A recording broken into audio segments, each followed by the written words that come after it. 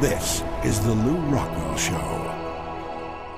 What an honor it is today to have Naomi Wolf with us. Ms. Wolf is author of 7 books, an outspoken defender of liberty, especially in this era of the Bush administration.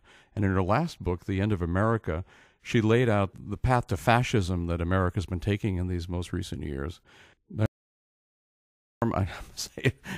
Another alarming trend. Certainly this is no longer a free country by the standards of the founders or even more recent standards.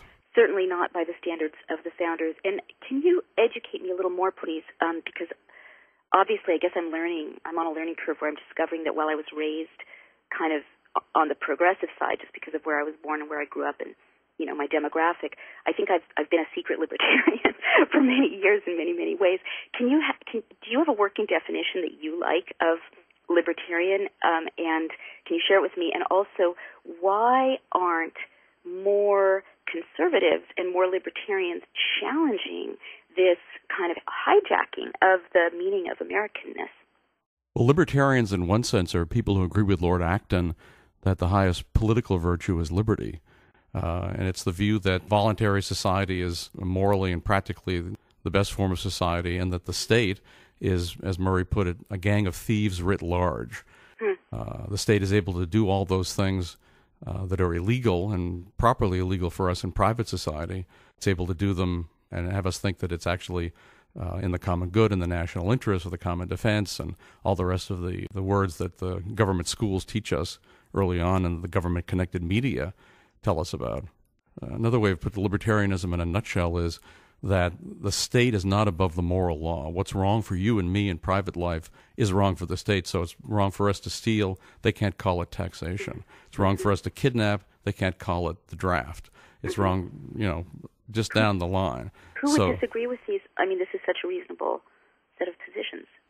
Well, I think more and more people are agreeing with it. And I think the fact that there are progressives like yourself who are joining with real libertarians to fight what I called a number of years ago red state fascism is, I think, a very heartening and a very thrilling thing. I think it is a thrilling thing. And can I just yes, jump in and say, to reassure people, or I guess what I'm trying to say is I do feel accountable to answer a lot of questions that are arising from the libertarian community about sort of, am I just as concerned about blue state fascism? And I just want to say it right now that I am just as concerned about blue state fascism because, you know, clearly these problems are not going to go away. You know, if a Democrat or a Republican is elected, these are not partisan issues. These are issues that are not going to be addressed unless there's a citizens movement that is transpartisan, that understands that we're up against a corporatized, you know, gang of special interests manifesting as this sort of semblance of, you know, this parade or charade of democracy. No, and of course we do live in a corporatist state, and we're in this economic crisis that the Federal Reserve brought about through the vast monetary expansion that took place under Alan Greenspan and George Bush. And now we have a crisis, and of course in a crisis is when the state, as historian and economist Robert Higgs points out, that's when the state can really expand. And so we have that, but on the other hand we have, thanks to you and thanks to many other intellectuals, we have a far more educated group of dissidents. Mm-hmm. So, you know, in some sense, this is our moment to try to teach about the importance of freedom and the evil of fascism. It is our moment, but I do need to ask you again to educate me about two things, and forgive my, you know, I'm trying to amass a huge amount of new information very quickly, and the trouble with partisanship in our country and the way it manifests is that we're, especially with the internet paradoxically, is that we're very much in bubbles of information, and so things that are well known to a libertarian community, people in a progressive bubble may never have heard. So, for instance, believe it or not, this critique of the Federal Reserve, I've never been immersed in it in a rigorous way or a sustained way. So, I guess I'd like you to tell me what I should know about your reading of the bailout. And I'm sorry to be interviewing you. I know no, it's thrilling. I should have it be mutual, but I'd like to understand that, and I guess I'd also like to understand, per your last set of remarks, if we had a real working republic, a real citizen-driven, consent of the governed, functional republic, would you still see the state so negatively? Well, let me say, first of all, frankly, I've never understood why people on the left are not upset about the Federal Reserve. If you look back we at probably just don't understand it. But at the founding of the Fed before the law was with bipartisan support signed in 1913, the Federal Reserve Act was drafted at J.P. Morgan's private club. It sounds like a conspiracy story, but of course I guess it sort of is. In Jekyll Island, Georgia, it involved Nelson Aldrich, John D. Rockefeller's son-in-law. Big bankers wrote the Federal Reserve Act for their benefit. And ever since Nixon freed the Federal Reserve from any restraints on it whatsoever when he what was called closed the gold window, and we've had an entirely discretionary monetary policy, meaning for the benefit of the big banks and other special interests. This time, however, they have really done it to us, because while the Federal Reserve, when it emits these vast amounts of new money through the banking system, brings about the business cycle. It causes an artificial boom, as happened recently with housing and in many other areas. It caused the biggest bubble in world history, probably now the biggest bust.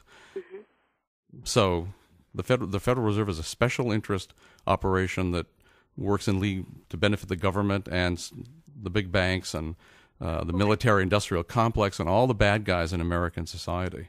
Well, how would this implosion serve them? I mean, surely they could have foreseen that this policy would not be good for them. Well, it's a little bit like it actually does not serve them, but their arrogance and their feeling that they were masters of the universe, I guess they felt that they could do whatever they wanted to do and there wouldn't be any consequences. But there are economic laws, and certain actions bring about certain results.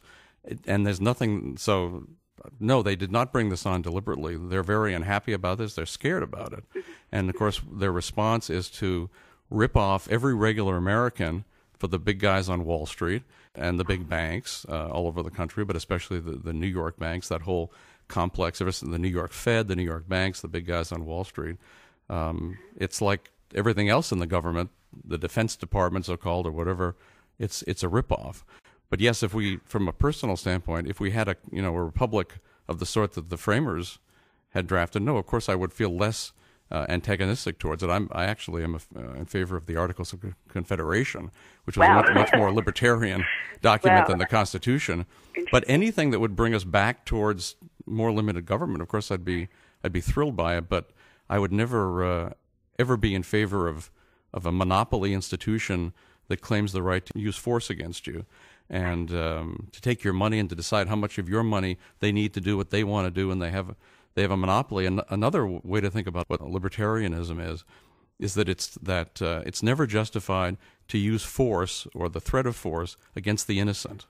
Now, of course, everybody would say, well, of course, I agree with that, but in fact, they don't agree with it. Therefore, regulations, taxations, inflation, all the rest of the things that go on that are a matter of force. Mm-hmm. So we believe in a voluntary society, and we're being ripped off by the government and by these institutions in league with the governments, and by the power elite in league with the government. So okay, so this is a very helpful primer for me, but I have the same question to you that it's funny how left and right kind of come together in, at certain points on the spectrum where people are set up, because this analysis of society I also hear from the anarchist left.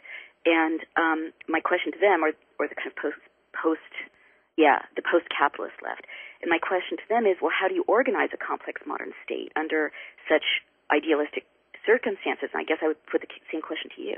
Well, you wouldn't have a state. I mean, that's, of course, first of all. But how would you organize, say, a complex modern society? I think. How would you organize America? Well, first of all, America would be this geographical location. There wouldn't be that horrible business in Washington D.C.